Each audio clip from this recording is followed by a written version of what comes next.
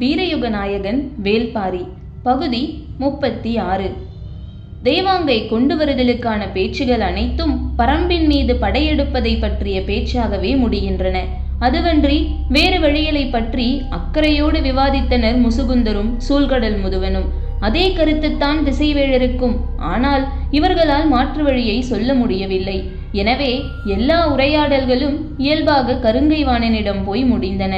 கருங்கைவாணனும் புதிய விற்பனும் குரலுயர்த்தி பேசுவதற்கான வாய்ப்பை இவை வழங்கின. பாரி இவ்விலங்கை வைத்து என்ன செய்ய போகிறான்? 4 ஆண்டுகளுக்கு ஒருமுறை கூடையிலிருந்து பழம் பொறுக்கத்தான் பயன்படுத்துவான் என்றால் அது எவ்வளவு பெரிய அறியாமை! நாம் அவனிடம் எடுத்துச் சொல்லலாம். இவ்விலங்கின் வலிமை கடலில்தான் இருக்கிறது. கடற்பயணத்தில் காற்றை வெல்லவும் கரையை சொல்லவும் ஆற்றல் கொண்ட ஒன்றை அதற்குரிய இடத்தில் பயன்படுத்துதலே முறை. இதனை உரியவர் மூலம் பாரியிடம் சொல்ல வைப்போம் என்று வாதிட்டார் முசுகுந்தர். உரியவர் என்றால் யார்? வழக்கம் போல அரசு அமைச்சர்களை அனுப்பாமல் பாரி பெரிதும் மதிக்கிற மனிதர்களை அனுப்பி வைப்போம். நீங்கள் யாரை சொல்கிறீர்கள்? கபிலர் போன்ற பெரும் புலவர்களை அனுப்பி பேச சொல்லலாம் என்கிறேன். பெரும் புலவர் கபிலர் எங்கிருக்கிறார் என்றே தெரியவில்லை. திருமணத்துக்கே இன்னும் வந்து சேரவில்லையே. அவரை எங்கே போய் தேடுவது? அது ஒன்றும் கடினமான செயலல்ல. நாம் நினைத்தால் அவரை கண்டடைந்து விடலாம். ஆனால் அதற்கு மாதக்கணக்கில் ஆகும். அதுவரை பொறுத்திருக்க முடியுமா? பேச்சின் போக்கு புதிய விற்பனுக்கு பிடிக்கவில்லை. உரையாடல்களை பெரும்பாலான நேரங்களில் உணர்வுகளே முடிவு செய்கின்றன. புதிய விற்பன் உணர்வின் கொந்தளிப்பில் இருந்தான். பொதுவாக திருமண காலங்களில் போர் தொடுத்தல் விரும்பத்தக்கதல்ல. ஆனால் இப்பொழுது உள்ள சூழல் இத்திருமணமே போரின் வாசலை வேகமாக திறந்து விடுவதாக இருக்கிறது. பேரரசர் குலசேகர பாண்டியனின் ஆற்றலை தன்னை சுற்றியுள்ளவர்கள் எவ்வளவு வலியுறுத்தி சொன்னாலும் அதன் உள்ளுண்மையை மட்டுமே கண்டுணரும் அறிவுதான். அதனால் புதிய விற்பன் எவ்வளவு குரல் கொடுத்தும் அவர் ஏற்றுக்கொள்வதற்கான செய்திகள் கிடைக்காமலே இருந்தன. புதிய விற்பன் சொன்னான். படைகளை பெருக்குதல், பிற வேந்தர்களை திரைச்செலுத்தச் செய்தல், பகைவரை அழித்தல், நிலப்பகுதியை மேன்மேலும் அதிகப்படுத்துதல், குடிகளை நன்கு காத்தல், இவைகளே அரச நியதி. இந்நியதியை நிலைநாட்டியே நமது முன்னோர்கள் இப்பேரரசை கட்டி எழுப்பினர். நாம் அவ்வழி செல்லுதலே முறை. புதிய விற்பன் ஒரு வகையில் பேரரசரை சீண்டும் வேலையை தொடங்குகிறான் என தலைமை அமைச்சருக்கு புரிந்தது. ஆனால் பேரரசர் எடுக்க வேண்டிய முடிவில் தெளிவாக இருப்பார் என்று யாவருக்கும் தெரியும். அவர் உரையாடலின் தன்மையை கூர்ந்து கவனித்தபடி இருந்தார். திருமண விழா கொண்டாட்டம் பெருகியபடி இருந்தது. மணவிழாவின் மிக முக்கிய நிகழ்வான மலரணிதல் சடங்கு இன்னும் சில நாழிகைகளில் நடக்க இருக்கிறது. நமது மனநிலையை வேறு ஒன்று ஆட்சி செய்கிறது. இது ஓர் அரிய வாய்ப்பு. கடல் வணிகத்தில் பிற பேரரசுகளை வெல்லுவது மட்டுமல்ல, யவனர்களையே நம்மை கண்டு மிரளச் செய்யலாம். கிழக்கு கடலையும் மேற்கு கடலையும் நமது கப்பல்களாலும். அது நமது அரசியல் வலிமையே மேலும் பல மடங்கு அதிகப்படுத்தும். இதனை பிறரறியாமல் செய்யும் முறையே சிறந்தது. போர் தொடுத்தல் இக்காரணத்தை வெளிப்படுத்தும். அதன் இறுதி அழிவில் அவ்விலங்கினங்களே கூட அழிந்துவிடும் ஆபத்தும் உண்டு. எனவே சற்று நிதானமாக சிந்தித்து முடிவு செய்ய வேண்டும் என்று நினைத்தார். வெங்கல் நாட்டு சிறுகுடி மன்னன் மையூர் கிழார் வரும் வரை முடிவெடுப்பதை தள்ளி போட்டார். 6 நாட்களுக்கு பின் மையூர் கிழார் வந்து சேர்ந்தார். மறுநாள் காலை சிற்றரங்கிற்கு அவர் அழைத்து வரப்பட்டார். கையில் காராலி செய்த காமன் விளக்கோடு வந்தார். பேரரசரை பார்த்ததும் அதனை அவரிடம் கொடுத்து அதன் சிறப்பை சொல்ல வேண்டும் என்று விரும்பினார். மலரணியும் நிகழ்வுக்கு புறப்பட தயாராயிருந்த பேரரசருக்கு மையூர் கிழார் வந்துள்ள செய்தி சொல்லப்பட்டது. உடனே சந்திக்க ஏற்பாடானது. அவர் அளித்த காமன் விளக்கை பெற்றுக்கொண்டார். அதன் சிறப்பை விளக்கிச் சொல்வதற்கான சூழல் வாய்க்கவில்லை. பாண்டரங்கத்தில் வைக்கவே தனி கவனம் செலுத்தி செய்தது என்று மட்டுமே சொல்ல முடிந்தது. கருங்கைவாணன் நேரடியாக பேச்சை தொடங்கினான். பரம்பின் மீது போர் தொடுப்பது பற்றிய வினாக்கள் அவரின் முன் வைக்கப்பட்டன. முற்றிலும் எதிர்பாராத கேள்வியை எதிர்கொண்டு திகைத்து போனார். மணவிழாவுக்குத்தான் முன்கூட்டியே அழைக்கப்பட்டுள்ளோம் என நினைத்து பெருமகிழ்வோடு வந்த அவருக்கு இக்கேள்வி பெரும் கலக்கத்தை உருவாக்கியது. பாண்டிய நாட்டின் கடைசி எல்லை வெங்கல் நாடு. அதனை அடுத்து பச்சை மலை தொடர் தொடங்குகிறது. எனவே இப்போரில் வெங்கல் நாடு முக்கிய பங்காற்ற வேண்டியிருக்கும். ஆனால் இவ்வளவு அவசரமாக திருமண காலத்தில் போர் புரிதல் பற்றி பேச வேண்டிய தேவை என்ன என்பது அவருக்கு விளங்கவில்லை. அவர் அதிர்ச்சி அடைவார் என்பது எதிர்பார்த்த ஒன்றுதான். எனவே மற்றவர்கள் அவரின் அதிர்ச்சியை பெரிதாக பொருட்படுத்தவில்லை. பேரரசரின் முன்னடக்கும் கலந்துரையாடல்களில் வினா எழுப்புவதற்கான இடமில்லை. தன்னை நோக்கி எழுப்பப்படும் வினாவிற்கான விடையை பணிவோடு முன்வைக்க மட்டுமே அனுமதியுண்டு. மையூர் கிழாருக்கு சூழல் பிடிபடவே நேரமானது. போரின் தேவை பற்றி தெரிந்து கொள்வது நமது வேலையல்ல. போரின் தன்மை பற்றி தனது அறிவுக்குட்பட்டதை சொல்லிவிடுவோம் என்ற முடிவுக்கு வந்தார். தளபதி கருங்கை வாணன் கேட்டான். பரம்பு நாட்டில் மொத்தம் எத்தனை ஊர்கள் உள்ளன? 400க்கும் மேல் இருக்கும் என்று நினைக்கிறேன். மலையில் அமைந்துள்ள ஊரின் பரப்பும் மக்களின் எண்ணிக்கையும் மிக குறுகிய அளவுதானே இருக்கும்? ஆம் என்றார் மையூர் கிழார். ஆண் பெண் குழந்தைகள் என எல்லாம் சேர்த்து பரம்பு நாட்டில் எவ்வளவு பேர் இருப்பார்கள்? இவ்வினாவிற்கு எப்படி விடை சொல்ல முடியும்? பரம்பு நாட்டின் ஓர் ஊரை கூட நான் கண்களால் பார்த்ததில்லை. ஒரு சில மனிதர்களை மட்டுமே பார்த்துள்ளேன். பின் எப்படி இதற்கு விடை சொல்வது என்று தயங்கிக் கொண்டிருக்கையில் கருங்கை வாணன் சொன்னான். பாண்டிய பேரரசின் நிலைப்படையின் எண்ணிக்கையில் பாதி கூட பரம்பு நாட்டு மக்களின் எண்ணிக்கை இருக்காது. தளபதி சொல்லும் கணக்கு சரியாக இருக்கவே வாய்ப்புள்ளது. ஏனென்றால் பாண்டிய நாட்டு நிலைப்படையின் வலிமை அப்படி. இந்த கணக்கு சொல்லப்படுவதற்கான காரணம் எல்லாரும் அறிந்ததே. ஆனால் போர் என்பது எண்ணிக்கையால் மட்டும் தீர்மானிக்கப்படுவதில்லை. அதை பேரரசர் அறிவார். எனவேதான் தளபதியின் சொல்லை விட மையூர் கிழாரின் சொல்லை அவர் மிக கூர்மையாக கவனித்து வந்தார். மிக உறுதியாக முன்வைக்கப்படும் தளபதியின் வார்த்தையை எதிர்கொள்ள முடியாமல் அமைதி காத்தது அவை. தலைமை அமைச்சர் முசுகுந்தர் என்ன சொல்லப் போகிறார் என்று மற்றவர்கள் எதிர்பார்த்திருந்தனர். இதற்கு மேல் போரற்ற ஒரு பேச்சுக்கான இடம் அங்கு இல்லை என்பது அனைவரும் அறிந்ததனால் அமைதி நீடிக்கவே செய்தது. தளபதியிடமிருந்த உறுதியும் நம்பிக்கையும் புதிய விற்பனின் முகத்தில் மகிழ்வாய் எதிரொலித்தது. மற்றவர்களும் அதனை கவனித்தபடியே இருந்தனர். இந்நிலையில் நீ சொல்ல வருவதென்ன என்று மையூர் கிழாரை பார்த்து பேரரசர் கேட்டார். மையூர் கிழாரின் முகக்குறி பறிந்து பேரரசர் கேட்கிறார் என்றுதான் எல்லோரும் நினைத்தனர். ஆனால் தலை தாழ்த்தி நின்றிருந்த மையூர் கிழாருக்கு என்ன சொல்வதென்று புரியவில்லை. ஆனால் தான் எதையோ சொல்ல வேண்டும் என்று பேரரசர் விரும்புகிறார் என்பது மட்டும் புரிந்தது. சின்ன செருமலோடு பேசத் தொடங்கினார் மையூர் கிழார். நான் நேற்று வந்ததிலிருந்து பலவற்றையும் தெரிந்து கொண்டேன். என் மகன் இளமருதன் சற்றே பதற்றத்தில் இருந்தான். அழைத்து வந்த செவியனிடமும் விசாரித்தேன். ஆளுக்கு ஒன்றாய் சொன்னார்கள். ஆனால் அவர்கள் சொன்னதற்கும் உள்ளே நடக்கும் நிகழ்வுக்கும் எந்த தொடர்பும் இல்லை என்று முதலில் தோன்றியது. இப்பொழுதோ தொடர்பு இருக்கும் என தோன்றுகிறது. மையூர் கிழார் சொல்வது சற்றே குழப்பமாய் இருந்தது. நீ எதை சொல்ல வருகிறாய் எனக் கேட்டார் முசுகுந்தர். மதங்கொண்ட யானையை நீங்கள் கையாண்ட முறையை என்றார் மையூர் கிழார். அதிர்ந்து போனார் முசுகுந்தர். பேரரசருக்கு தெரியாமல் நடந்த ஒன்றை இப்படி அவையில் போட்டு உடைத்து விட்டானே. எந்த மத யானை? என்ன நடந்தது? வியப்புற்ற குரலில் இருந்தது பேரரசரின் கேள்வி. முசுகுந்தர் நடந்ததை விளக்கிச் சொன்னார். திருமண காலத்தில் இப்படி ஒரு தீய நிகழ்வு தங்களுக்கு தெரிய வேண்டாம் என்பதால் இதனை சற்று மறைவாக விசாரித்து முடித்தோம் என்றார்.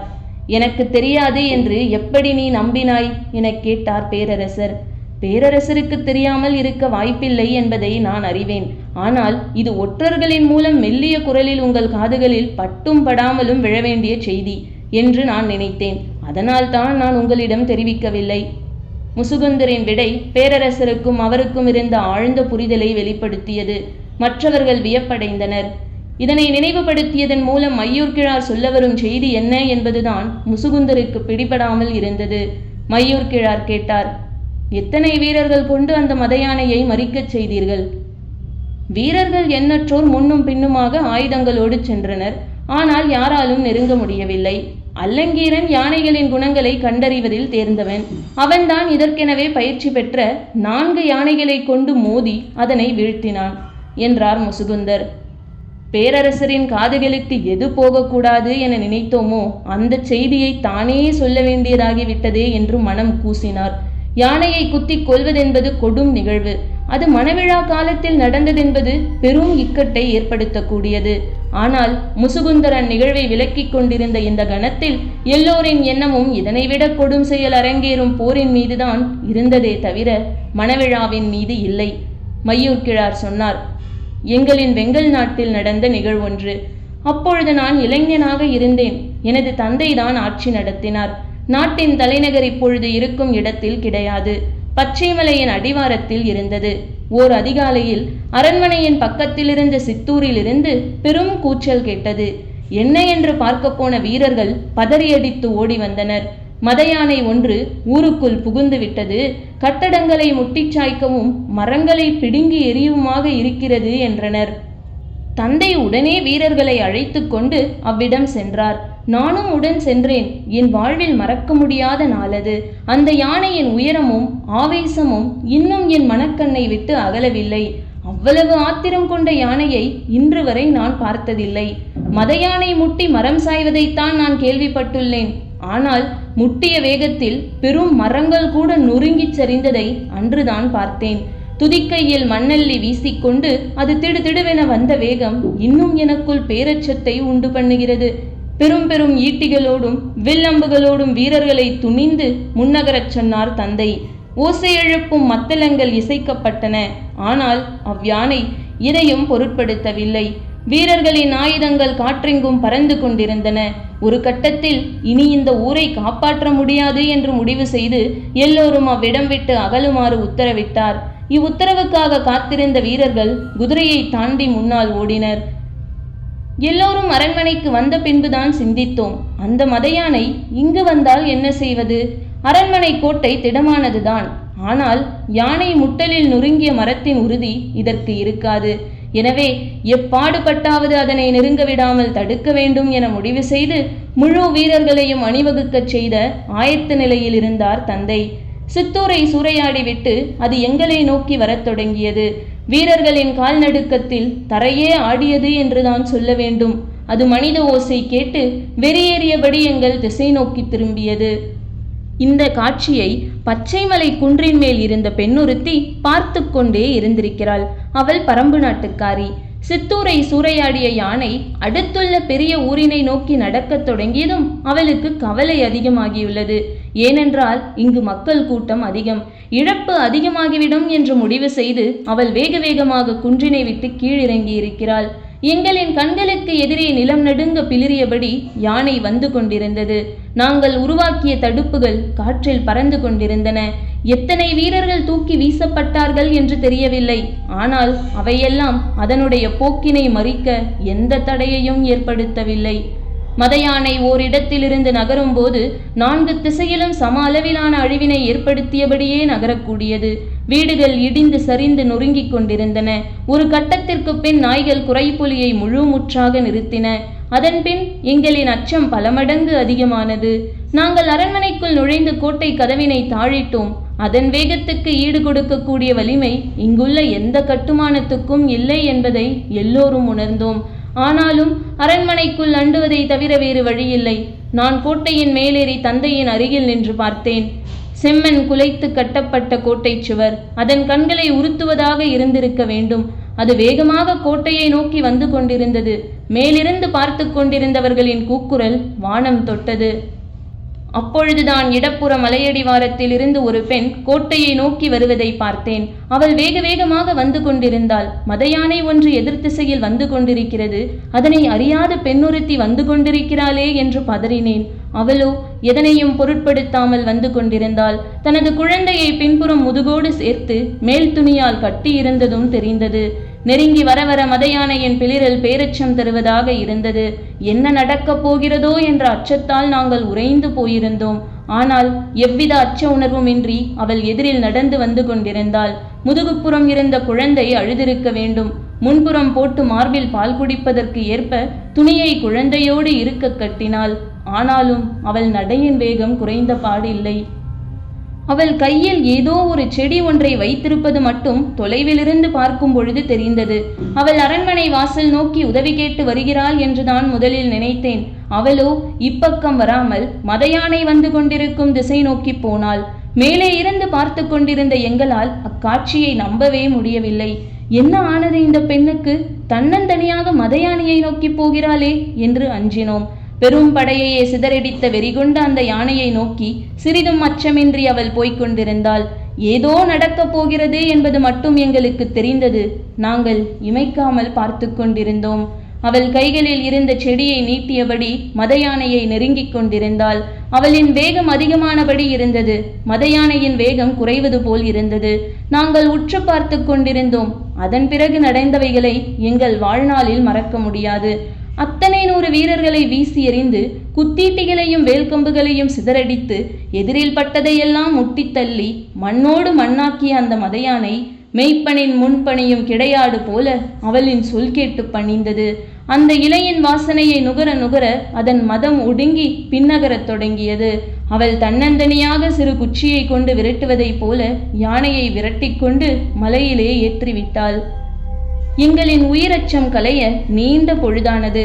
நாங்கள் கோட்டை கதவை திறந்து அவளை நோக்கி ஓடினோம். அவள் மலைக்குள் போவதற்குள் அவளை சென்றடைந்தோம். பால் குடித்து முடித்த குழந்தையை பின்தோளிலே போட்டாள். எனது தந்தை கண்ணீர் மல்க அவளை வணங்கினார். பல 100 பேரின் உயிர் காத்த தேவி நீ என்றார். அவள் மறுமொழி ஏதும் சொல்லவில்லை. அவள் கையில் இருந்தது கரந்தை செடி என்பது மட்டும் தெரிந்தது. ஆனால் கரந்தையில் எண்ணற்ற வகையுண்டு. அது எந்த வகை கரந்தை என்பது இன்று வரை எனக்கு தெரியவில்லை. அந்த சூழலில் அவளிடம் அதனை கேட்கவும் முடியாது. கேட்டாலும் பரம்பின் மக்கள் பகிர்ந்து கொள்ள மாட்டார்கள் என்பது தெரியும். எங்களை காத்தருளி அவளுக்கு ஏதாவது செய்ய வேண்டும் என்று தந்தை துடித்தார். அவள் எதனையும் ஏற்றுக்கொள்ளவில்லை. எங்களின் உயிரை காப்பாற்றி அவளின் காலடியில் பணிந்து பரம்புக்கும் பரம்பின் மக்களுக்கும் எதிராக சிறு தீங்கும் நாங்கள் என்றும் செய்ய மாட்டோம் என்றார் தந்தை. மையூர்கிழார் சொன்ன கதையை அவை மிக கவனமாக கேட்டது. போருக்கான கருத்தை கேட்ட பேரரசரிடம் நான் கருத்தை மட்டுமே வழங்க முடியும், போரிலே பங்கெடுக்க முடியாது என்று எவ்வளவு அழுத்தமாக சொல்ல முடிந்தது மையூர்கிழாரால். வயதும் பட்டறிவும் கொண்ட மூத்த மனிதர்கள் இக்கட்டான சூழலை எவ்வளவு நுட்பமாக செயல்படுகிறார்கள் என்பதை எண்ணி மனதுக்குள் வியந்தார் முசுகுந்தர். அவையில் நீடித்த அமைதி கலைய நேரமானது. இவ்வமைதி அவ்வளவு நேரம் வாதிட்ட தளபதி கருங்கைவாணனின் கருத்துக்கு எதிரானதாக உருத்திரண்டிருந்தது. எனவே அதனை உடைக்க வேண்டிய பொறுப்பும் தளபதியையே சார்ந்தது. போரிலே பங்கெடுக்க மாட்டேன் என்பதை சொல்லத்தான் இங்கு வந்தீர்களா? கருங்கைவாணனின் வினாவிற்கு சற்றும் இடைவெளியின்றி மையூர்கிழார் விடை சொன்னார். இல்லை, அதற்கு இவ்வளவு விரிவான கதையை நான் சொல்ல வேண்டியதில்லை. என் தந்தை அளித்த வாக்குறுதியை மட்டும் சொன்னாலே போதுமே. வேறென்ன சொல்ல வந்தீர்கள்? நீங்கள் சொன்ன கணக்கு தவறானது என்று சொல்ல வந்தேன். தளபதிக்கு புரியவில்லை, மற்றவர்களுக்கும் புரியவில்லை. விளக்கமாகச் சொல்லுங்கள் என்றனர். ஒரு பேரரசருக்கு மதங்கொண்ட யானையை அடக்க பல 100 வீரர்களும் பயிற்சி கொண்ட 4 யானைகளும் காலமெல்லாம் யானைப்படையில் பணியாற்றிய கட்டுத்தறியின் பொறுப்பாளனும் தேவைப்பட்டுள்ளனர். ஆனால் பரம்பின் மக்களுக்கு அப்படி அல்ல. ஒரு பெண்ணும் கையில் ஒரு செடியும் இருந்தால் போதுமானதாக இருக்கிறது. அவள் ஒருத்தி நீங்கள் சொன்ன இத்தனை 100 வீரர்களுக்கு சமம் என்றால் பரம்பில் இருக்கும் மக்களையும் செடி கொடிகளையும் கணக்கிட்டு நம் பேரரசில் இருக்கும் நிலைப்படை வீரர்களின் எண்ணிக்கையை சொல்லுங்கள் பார்ப்போம். மையூர்கிழார் எழுப்பிய வினாவை கேட்டு அவையின் நாவு துடிப்படங்கி ஒடுங்கியது. மற்ற நாடுகளின் ஆற்றல் அங்குள்ள வீரர்களை பொறுத்தது. ஆனால் பரம்பின் ஆற்றல் மனிதர்களை மட்டும் சார்ந்ததல்ல. எனவே வெறும் மனிதர்களை கொண்டு படை நடத்தி போனால் பரம்பு நாட்டின் சிறு குன்றினை கூட கடந்து உள்நுழைய முடியாது. மையூர்கிழாரின் குரல் கணீரென அரங்கு முழுவதும் ஒலித்தது. சிறு செடிக்கு ஒடுங்கிய மதயானை போல் அவரின் குரல் கேட்டு ஒடுங்கியது அவை. பரம்பின் மீது படை திரட்டி போர் புரிவதில் பேரரசரின் மனம் உடன்பாடு கொள்ளாமல் இருந்தது. போரில் ஒருமுறை தோல்வி ஏற்பட்டால் அது அரசின் அச்சாணியையே அசைத்து பார்க்கும் என்பதை குலசேகர பாண்டியன் நன்கு அறிவார். அதனால்தான் இவ்வுரையாடலை இவ்வளவு தொலைவு வளரவிட்டு அமைதி காத்தார்.